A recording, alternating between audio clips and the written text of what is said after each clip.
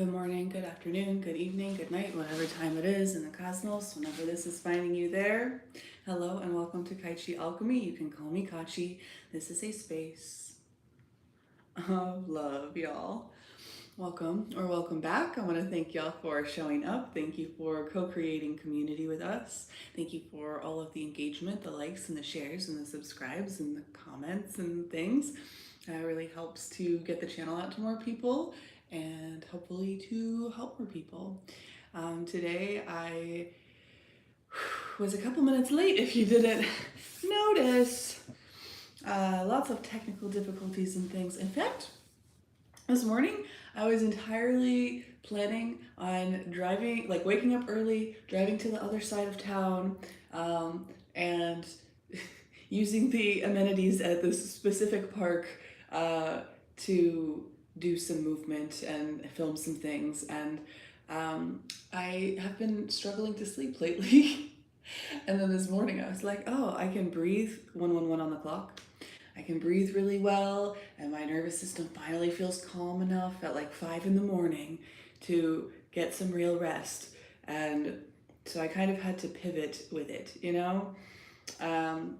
We're heading into Virgo season right now, and that is all about health and wellness and routines and taking care of yourself and things like that.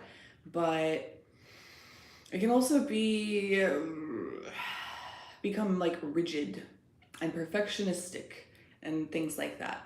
And the greatest struggle with Virgo energy, particularly if you happen to have like Chiron and Virgo, but like all of it really, is kind of a perfectionism wound and believing that you're like inherently flawed and burdensome and like overperforming to make up for that kind of thing. And so what we have done through the Daily Tarot series was pretty crazy, but every day I just was like, I'm gonna show up even if it's for 5 minutes, even if it's a big production and I go somewhere and it takes a bunch of preparation and all this. If I've thought about it, if I don't have a whole lot of time, my energy's up, or if it's down, or if I'm feeling ill, or if I'm feeling like distracted or overwhelmed or whatever, that I'm just gonna show up and do a little bit and do whatever I can, right?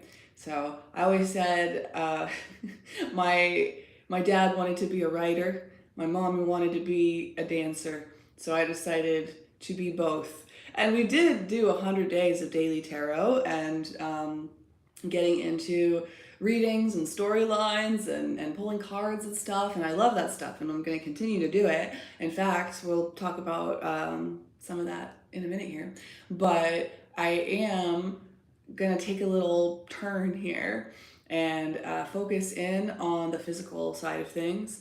Just like when I started with the daily tarot videos and readings, it was definitely not like the most comfortable thing in the beginning. And it took a lot of practice to be able to like get into flow in that kind of environment. It's not something I'm very great at. The last time I posted a video of myself doing movement and dance, I think that it was definitely pre-recorded and a while ago, and that was the only way I could make that happen. So I'm just gonna, stretch myself, push myself in that sort of a way, just in the general concept of this reassociation daily practice of doing strength and mobility and body awareness exercises and morning movement kind of stuff, and just showing up a little bit, however much, in whatever way, in whatever energy I'm able to do that. 414 on the timer, and that's going to be another 100 days. So I think that we're doing September, October, November throughout this whole fall. I'm going to be coming in, doing some lives. I think I'm going to be trying to get my music going, which may like demonetize my videos and stuff. I might end up having to make them private afterwards. So if you want to follow along with me or find some inspiration in the movement, or you want to watch those videos for some reason, then probably try and catch the lives, because I'm going to then go ahead and take those videos and take little clips from them and cut them up, start posting daily reassociation daily videos on my Instagram, a little bit about what we're doing there, to build up my Instagram following, just so we can have some more like crossover back and forth there. And I've also been really neglecting that space. So I think that it's such a wonderful place to connect with people that are trying to do the same kind of work that you are in the world. And if you're very, visual, and it feels different than any of the other social platforms. And I'm very glad that I got into it a while ago, but it's been a minute. So I'm going to be posting lives daily for 100 days, focusing on movement medicine, taking pieces of that, adding that to Instagram, and then that's going to get automatically posted to my Facebook. But I'm pretty much like taking a break from Facebook for a while because it is Virgo season and I need to get ready to focus on serious stuff and have routines and stuff. So that's the way I like to do routines, as a very Sagittarius heavy energy. I do well when there's like structure and expectation and a plan and thing that I have to achieve, but also there's a lot of flexibility within that, right? So there's no excuse to do nothing, but there's always an excuse to do things differently. And that's kind of the point, actually, is to listen to your intuition, listen to your instincts, listen to your body, listen to God, listen to your spirit team, listen to you. We are not here for me to preach and fix and save anybody. We are here because I have gone through a process of being inspired by other people going through a process. And I feel the desire to pay that forward and share my process with people. But it is in the energy of wishing to see more people develop self-trust, develop their intuition, develop their discernment. Take chances on those things. And you might not always be right, and that's kind of the whole point. It's messy and it's ugly and it's humbling. And I really encourage you to go through that messy, uncomfortable, humbling process because I think that there's a lot of gold in there for you. I'm not going to pull any cards right off the bat right now. I think that I did a good job of giving you a little bit of an expectation of where we're going over the next 3 months and what you can kind of expect. I did also want to mention that starting also in September, I'm going to be coming on every Wednesday for live streams. And I decided to kind of jump it around and do different times on different weeks so that we can really get a sense of what works best for people and where we get the most quantity and quality of people on the streams. Because I've generally sensed and I've generally gathered that evenings kind of in the Americas is a pretty good time to get a lot of people on there. But of course I'm going to say that and then we show up and I'm like stuck to this rigid expectation and I'm trying to make it work with what I'm expecting, and I'm sure that I'm going to be proven, wrong. Like that's a silly thing to do if I try to take it that way. So I'm just not gonna. We're gonna use this as a research opportunity. So if you have any suggestions, feel free to let me know and I will make sure to get that time for you. Otherwise, I'll just, put up the scheduled live stream. You can go on the page, find it, make your plans around that if you so choose. And I hope you do because I'm having a lot of fun here with you guys. But let's see. We are already at the end of the second book of the Ringing Cedars of Russia series. We read the last chapter already. I did want to go ahead and show you guys all the pictures of the dolmens and stuff if you can get a little bit of a shot there because I said that I would. I feel like there are better ones online and on those sorts of communities these days, which is cool. Hello, Amelia Morales. I'm doing well, thank you. How are you today? Where are you tuning in from? I do not know who that is, Lemon Muncher Man. Nope. Let me make sure I've got all of those comments caught up with. Okay, cool. Let me know if you have any questions. Let me know if, or where you're tuning in from and what brings you here and stuff. Okay, so I'm gonna give you a little bit of a peek of that. And so we are gonna be reading the editor's afterword for this book today before we get into the next one. And I looked at it And The Space of Love, book 3, actually doesn't have a editor's preface kind of thing at all. And so it just jumps right in. So we're gonna close this up, clear it out. I think that's just a pic of Vladimir McRae if you have not ever met him or seen him or whatever. So yeah, we're gonna read a couple of pages here on how the editor decided to close out book 2, and then starting very soon, maybe even in the live streams, or the scheduled live streams, we'll see. Let me know if you're interested, but definitely just at some point here and there, I'll be doing the readings. And this is one of my favorite books of the Ring Cedars of Russia series. It's really focused in on like parenting and education and stuff like that. And one of my favorites. So, before we get into some cards for y'all here today, let's wrap this here up. Let me remember what's his name? Leonid Sharashkin. Yeah. In Anastasia's Ray, editor's afterword. Taking advantage of the frosty weather, which had put a nearby lake under a thick shield of ice, I spent a Sunday afternoon skating with my daughter. The sky was overcast, and a chilly north wind was blowing, but layers of winter clothing and energetic movement kept us warm. The same day, 26th of December 2004, a local newspaper reported temperatures below 10 degrees Fahrenheit and featured an article on ice fishing. 5 days later, on New Year's Eve, we were having tea on the porch of our house, basking in the sun's hot rays and watching our daughter in her summer dress, smelling yellow dandelions and feeding honey to a bee that had just joined our meal.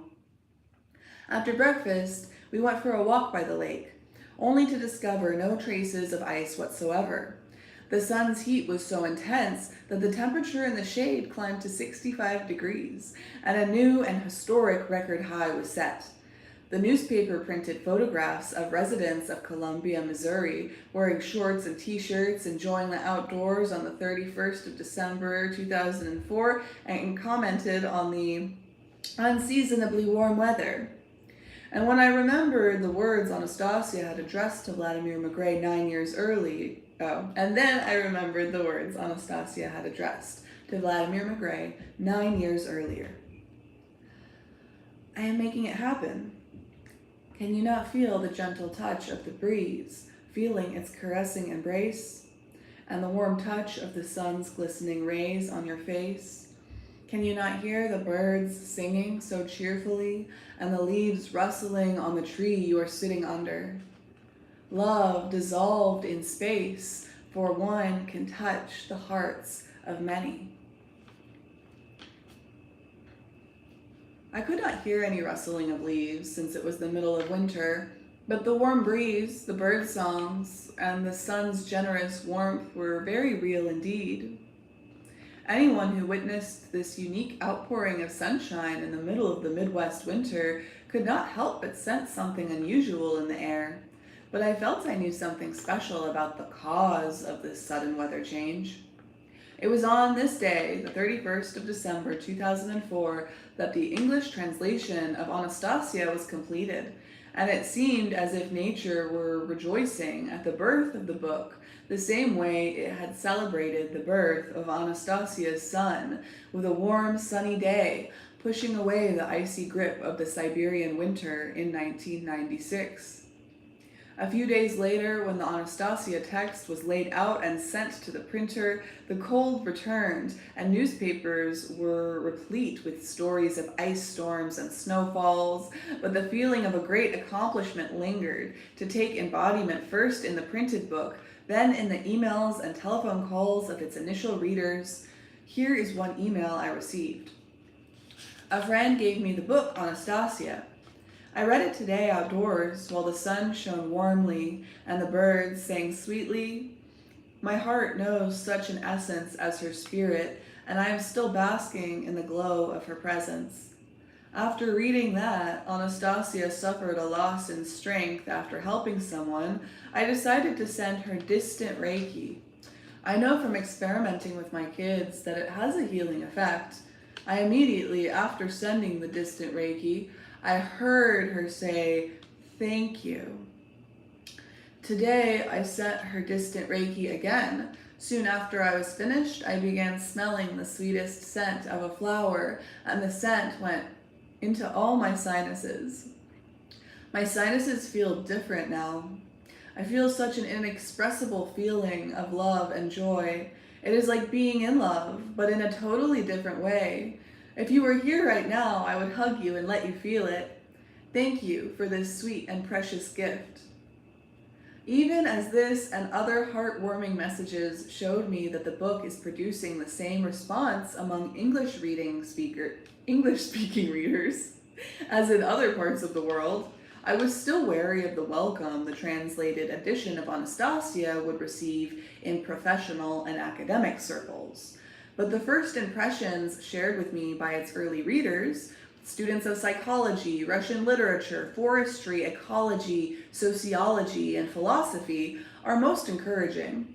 One scholar, after reading just the first chapter, asked me if she could have a pendant of cedarwood. Dr. Richard Bolstad, a psychologist from New Zealand and author of Resolve, a new NLP model of therapy, was quick to recognize the value of the book for his professional field and described the Ringing Cedar series as ecologically common sense and profound wisdom delivered with love, a unique Russian gift towards the needed healing of the whole planet and the creation of space for love in our lives. Stephen Foster, the echinacea guru, one of the leading experts on medicinal plants in North America, author of A Field Guide to Medicinal Plants and Herbs, and other books, after sharing many of his personal experiences corroborating Anastasia's sayings about the spiritual link between man and nature, had this comment about the series. The Ringing Cedars series will impact a new generation of readers, like the works of Carlos Castaneda did for a previous generation, only this time through awakening the latent spiritual connection each of us has with nature. This is not about a walk in the woods, rather these books catapult us to an entirely new way of being on planet Earth. I also discovered from informal talks with my colleagues that many foresters have psychic experiences in the forest, but keep silent for fear of being ridiculed by their peers. One colleague, who manages thousands of acres of forests in the Ozarks, confessed to me in a private conversation that when marking trees to be felled, he communicated with the intelligence governing the trees and had a deep reverence for the life manifest in them. I am all the more happy to hear these accounts in view of the fact that they are a sincere expression of readers' actual feelings rather than a formulation developed by a well-paid marketing specialist and put into the mouths of celebrities, as often happens in current practice in the publishing industry. These and all other reviews of the Ringing Cedars series I have received are genuine. They come straight from the heart. One of the faculty members of the University of Missouri surprised me by saying he already knew about Anastasia and the impact these books were producing around the world. It turned out he had learnt about the Ringing Cedars series from his aunt, who lived in Germany and had read the best-selling German translation. He said she had been so greatly impressed by the books that she would call him from Germany and read entire chapters in German over the telephone. This story made me wonder as to how many aunts call their nephews on the other side of the globe to read a chapter from a book they particularly liked. Not very many, I would imagine. Which means a book that does elicit such a response must certainly possess a power to set hearts aflame, regardless of the language in which it is read. I became even more confident about the Ringing Cedars' power to transcend national boundaries after I received the following message from Europe from Nara Petrovic, editor of the Slovenian translation of the series. This is what he wrote. Without any advertisement, the book became a bestseller, mainly by readers spreading the news from mouth to mouth. In many libraries, the waiting lists were soon getting longer and longer, and in bookstores the sales were very good. Thousands of readers in Slovenia and Croatia are more than enthusiastic about the books. Whoever has read the books and has a vegetable garden was compelled, even out of sheer curiosity, to try out the ideas explained in the first book. And when I spoke to people, they confirmed that everything works. One man even called us and told us that he had made a beehive according to Anastasia's detailed instructions and was amazed at how well it worked. One of the publisher's relatives spent a lot of time in his garden, even before he read the books. He loved to work in the garden and thus had cultivated very healthy and tasty crops.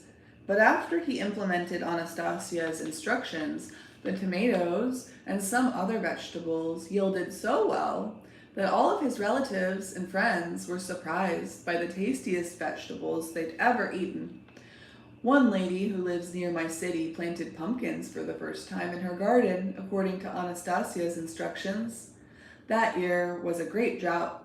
All her neighbors' gardens were dry with very little vegetables, while the pumpkins in her garden were huge, although she took almost no care of them.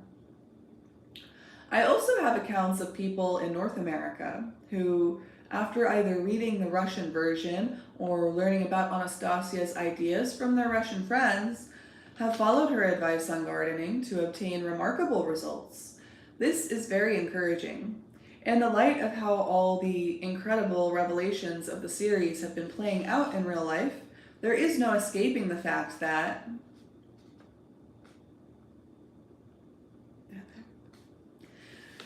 your dream, Anastasia, is entering upon our world, and it really seems as though our world is beginning to change.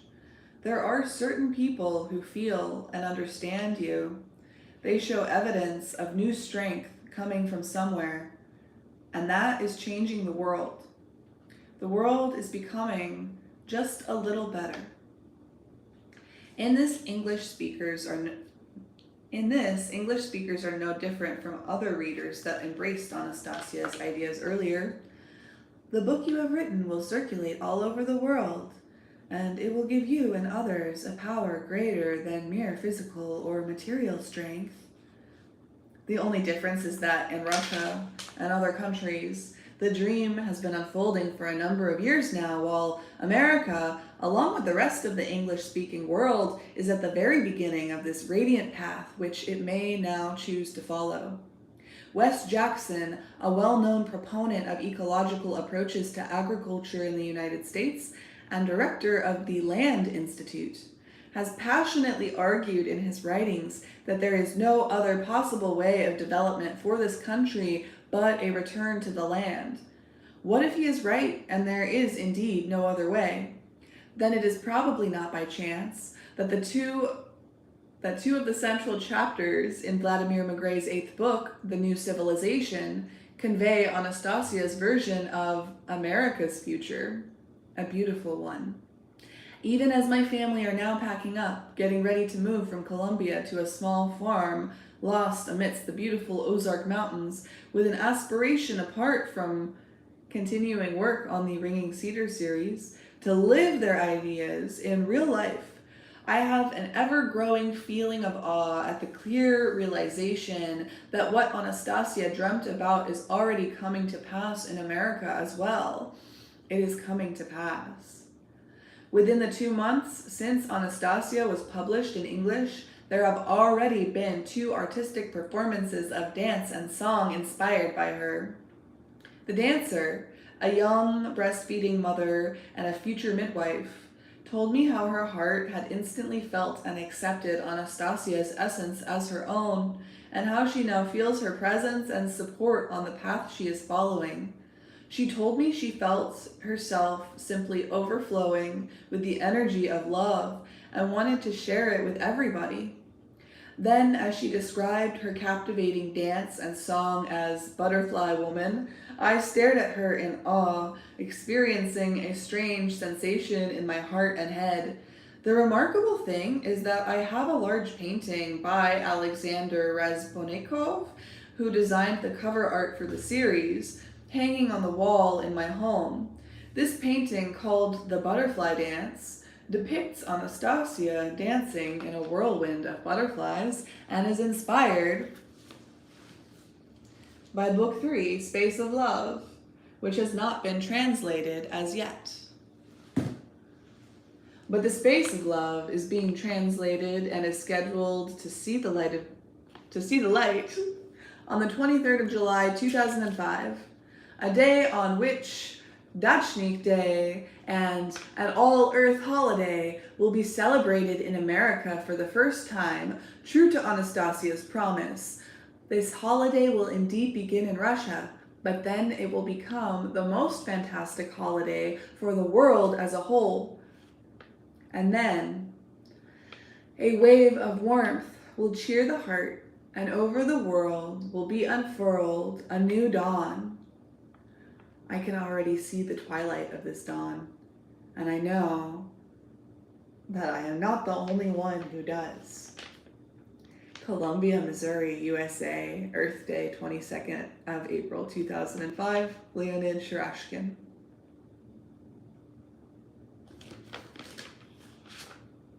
The end.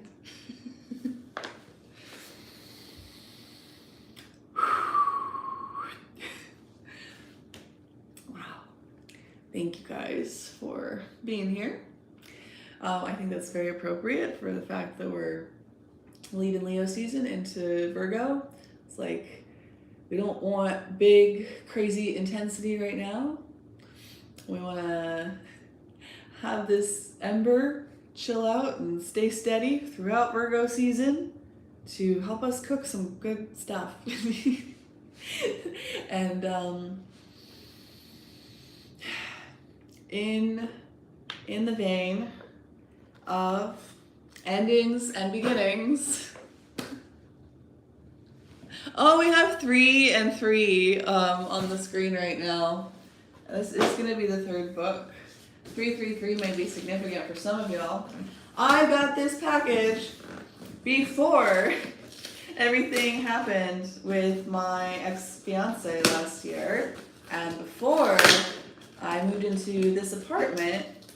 Ooh, maybe even before that previous apartment, I don't know. And I had intended to do this with y'all so long ago, but we've just been so busy with other things, and it just didn't feel right. Oh my goodness, this tape is very effective at its job. Let me see if I can expedite this process a bit.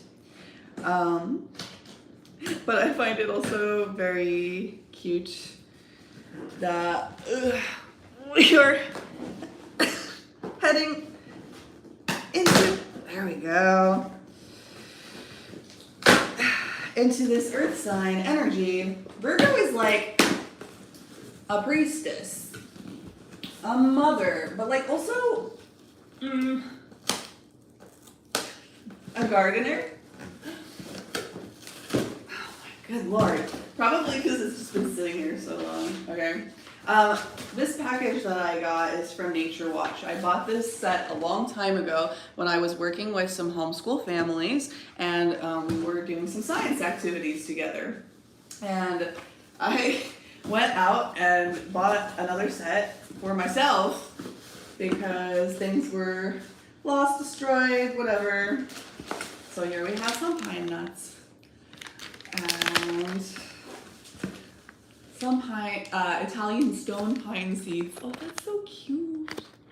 I was so surprised. I did not ever know what like a pine seed kernel actually looked like until I was going through all of these projects with all of this stuff for germinating these pine trees. So I'm going to be planting these pine trees, seeing if I can get some of them to sprout, and ideally just carrying them everywhere with me on my porch until I have my land to put my roots in. And this is the part I wanted to share with y'all. In this set, since it's there to help teach young kids about the botany, anatomy, the diversity of what this family of trees can actually look like, can actually produce, how diverse it is. This is probably the biggest pine cone you have ever seen in your life. I'm so happy to have one again. I'm going to take such good care of it. Can I do a size comparison? I mean, I have a big head, so this is not a very good way of doing that, but you know, you get the general gist of it, I think. I think this is probably our second biggest guy there. I used to pick up pine cones at my grandma's property all the time, and I never really quite understood until I was a little older that these pine stones are way deep inside of these. And originally a pine cone's gonna be a little bit tighter. That's just kind of how this variety grows. But as they open up, it's like a flower, and it shows you that they're ripe and they're ready, and it makes it easier to peel everything away. If you have been listening to Anastasia from the beginning, there were some sections in there about how she likes to play with the squirrels and have them help her shell the pine nuts and stuff, which I find to be much better than pulling metal up out of the earth and making funny contraptions and tools to try to get all the goodness. But it is goodness. This is a cute one. I actually am going to have to find the piece in here that tells me all of the variety names. But yeah, I just love it. Oh, look at the flower of life behind me. That's a real good cross section there. That variety just happens to be like that. So that's 1, 2, 3, 4, 5, 6, 7, 8 little bitties, little babies. I'm going to put these all over my house. And when we get off here, I'm going to probably plant some of those pine trees after, oh my gosh, what has it been? 6 months, 9 months? Oh, and this is not my favorite one of these ever in the world, but I just wanted to show you how small it is. Look at the little baby. It's smaller than my eye.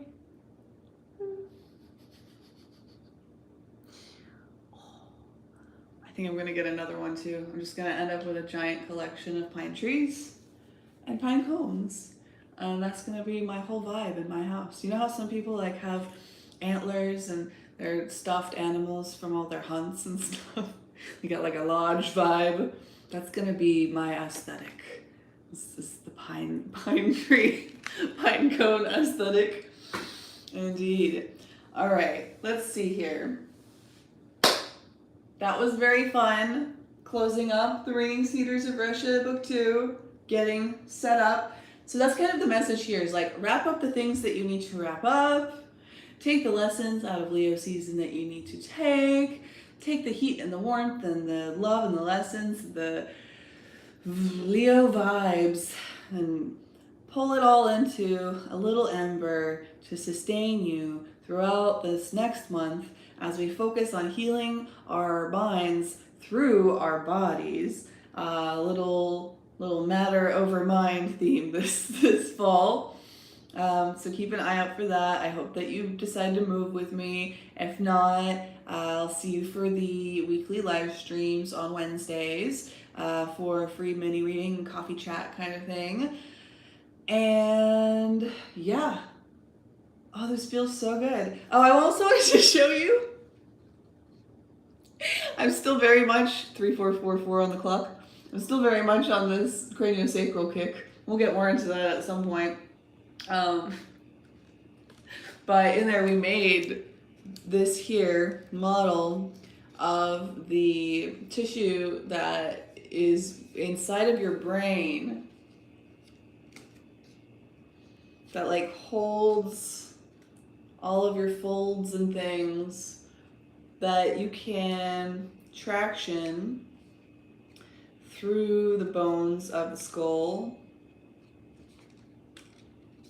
and create differences in the tissue, to create differences in the circulation, to bring energy and healing and fluids and intention and things into places that they maybe haven't been for a long time if you've got some skull bone challenges.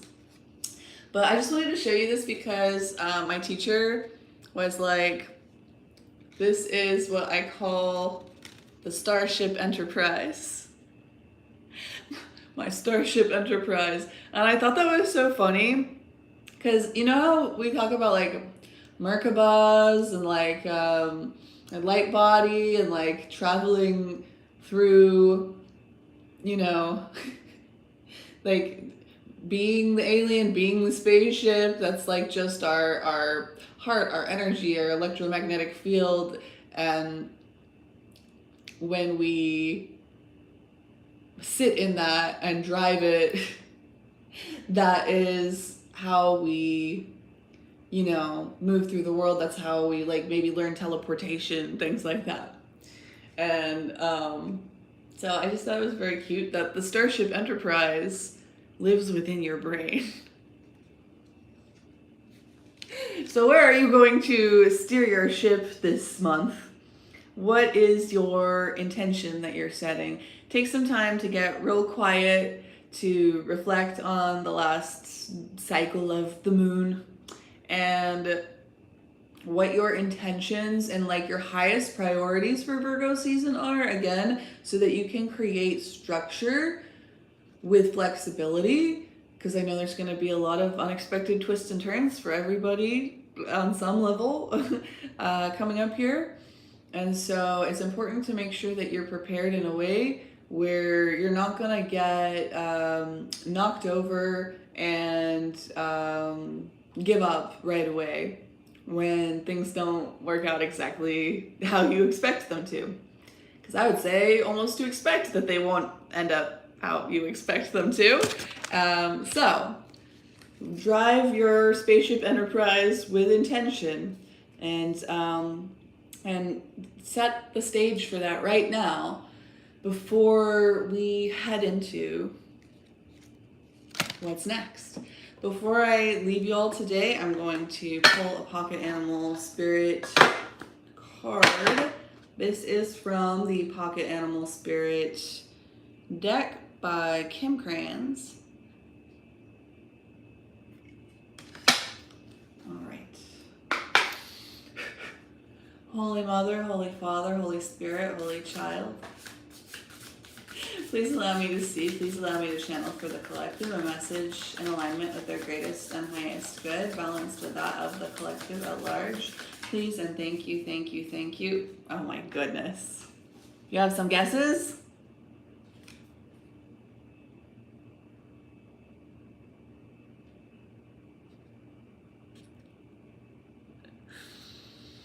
Yeah.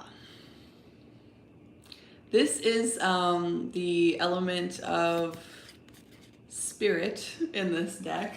There's only a couple of cards like that. Quite interesting. And it was the only card that came out. My animal deck has been a little excited lately. It always wants to spit out a whole bunch. So let us find the spirit cards at the very end of the book here.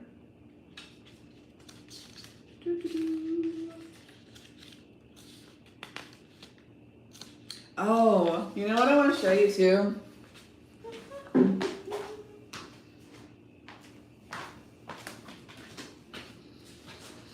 Do you remember this painting?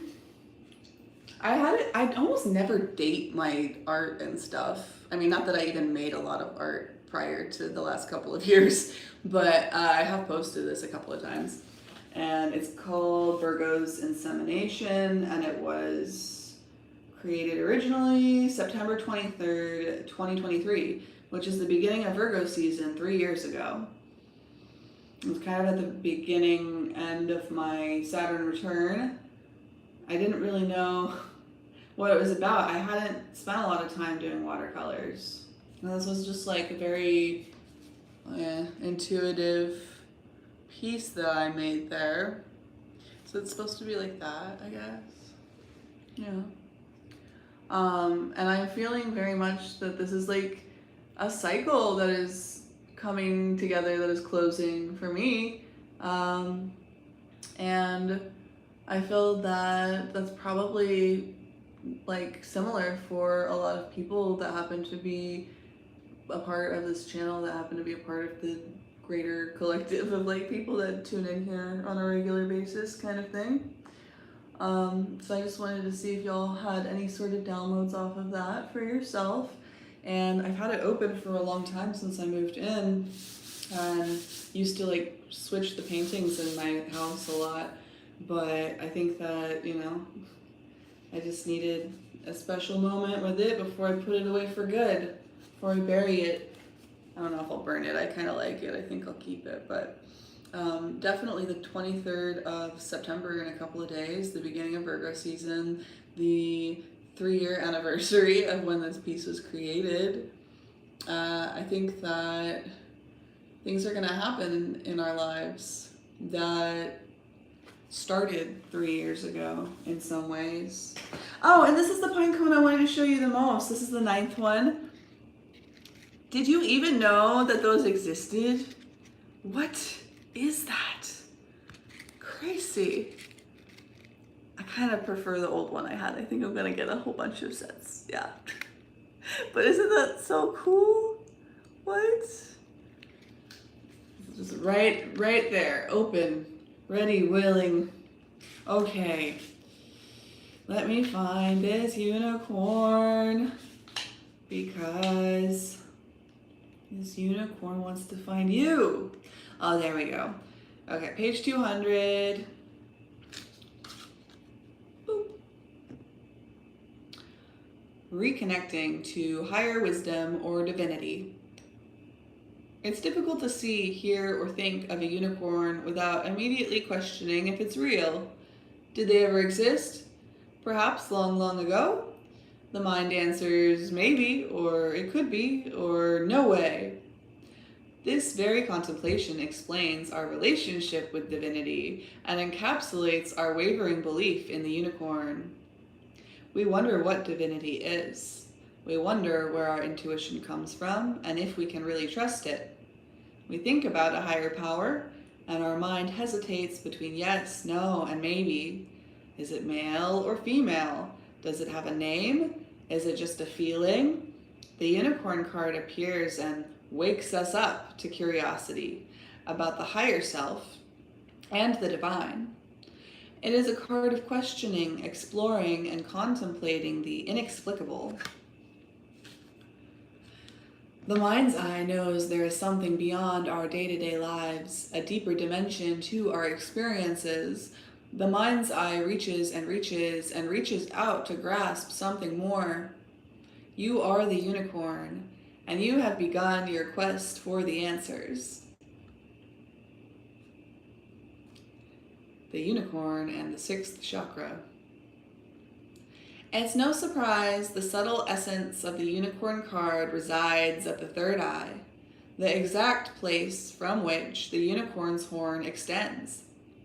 This center is called the Ajna chakra, or command center.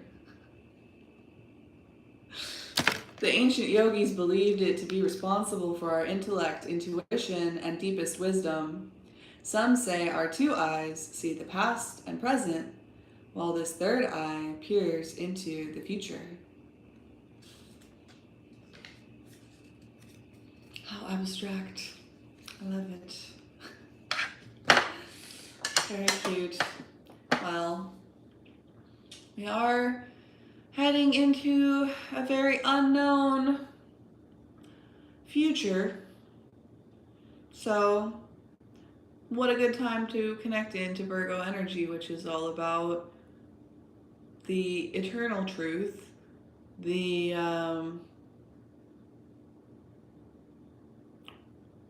fractal nature of the universe,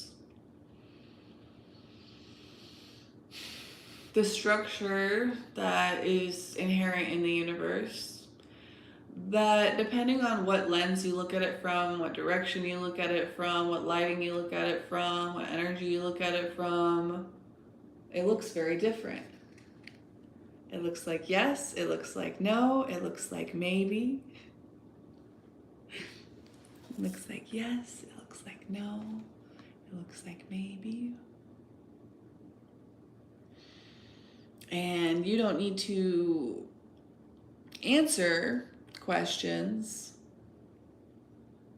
to find that safety, that stability, that structure that is Virgo. That can look confusing and chaotic to people that don't feel and see the webs of creation underneath the physical reality that they're looking at.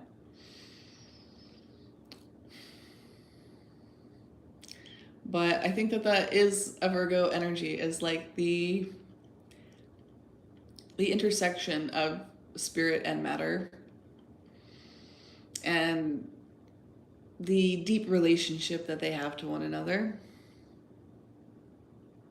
Yeah. I could ramble on about this subject all day, but we've been on here for a long time. And although I didn't go all the way to the opposite side of the universe to go to the park this morning, I do have quite a few things to do. So I'm going to pop off, do my Virgoan things, do my routines and my cleaning and my preparing and my reflecting. And I hope that you do the same thing yourself. And I'll see y'all next month for our live stream series and our reassociation daily for 100 days. I surely do appreciate all of the support, and yeah, I hope you have a beautiful day. Love, light, peace, and personal responsibility. I will see you